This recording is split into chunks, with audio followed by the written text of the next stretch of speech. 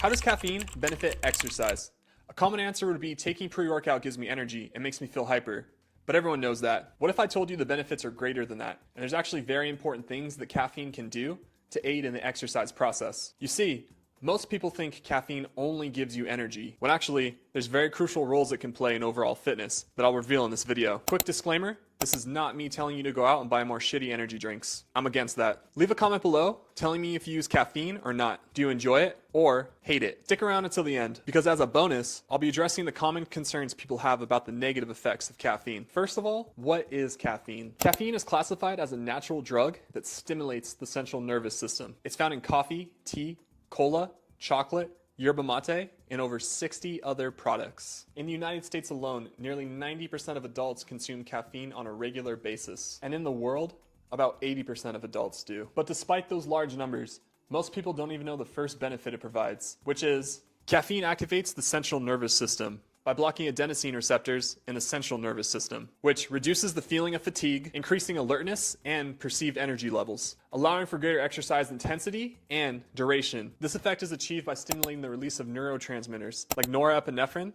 and dopamine. This leads to a heightened state of arousal and reduced perception of effort during exercise. Basically, caffeine gives you a fight or flight response. And if you've ever taken it before a workout, you know the extra boost it can give you for performance. But there's other hormones released when you consume caffeine, the second of which being endorphins. According to research, caffeine consumption before exercise can lead to an increased release of beta endorphins, a type of endorphin that acts as a natural painkiller, contributing to a reduced perception of effort and pain during exercise, allowing individuals to push harder during workouts. This can be especially helpful during hard workouts where you know you have more to do, but pain and fatigue normally set in. Because of its positive effects on exercise performance, caffeine is the go-to supplement for many athletes. Some organizations, such as the NCAA, have even started to ban it in high doses. Although, as great as it is for athletes, I think the everyday person who's trying to lose weight will be happy to hear about these next two benefits. Caffeine helps with fat loss and burns more calories. How does it do this? Caffeine induces the breakdown of fat in fat cells, increases your body's production of heat, and increases fat oxidation of people of an average weight, overweight,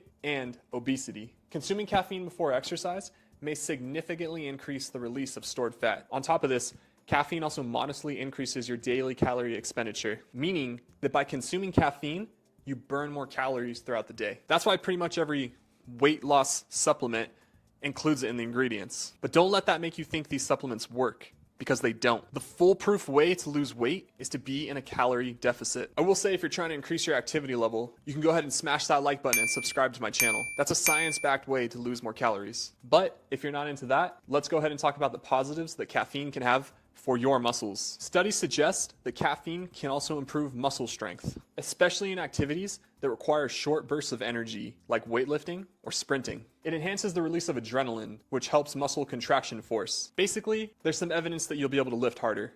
And no matter who you are, that should be a goal. Interesting enough, the last benefit is also related to muscles, which is glycogen use. Caffeine can help spare glycogen during prolonged exercise. If you don't know, glycogen is the primary fuel your muscles use during intense physical activity, especially in endurance sports, like running, cycling, or rowing. When you consume caffeine, your body becomes more efficient at burning fat for fuel, which will help preserve your glycogen stores for longer. This is useful for long duration activities, where depleting glycogen can lead to fatigue, often referred to as hitting the wall. Some studies suggest consuming caffeine post-exercise can help accelerate glycogen resynthesis, or the process of replenishing glycogen stores. And when taken in combination with carbohydrates post-workout, caffeine may help speed up glycogen recovery, allowing you to bounce back faster for your next training session. This is why some athletes use caffeine in their post-workout recovery. We've gone over all the benefits that caffeine can provide, but as promised, now let's talk about the potential negatives. First up, dehydration. Caffeine is a diuretic,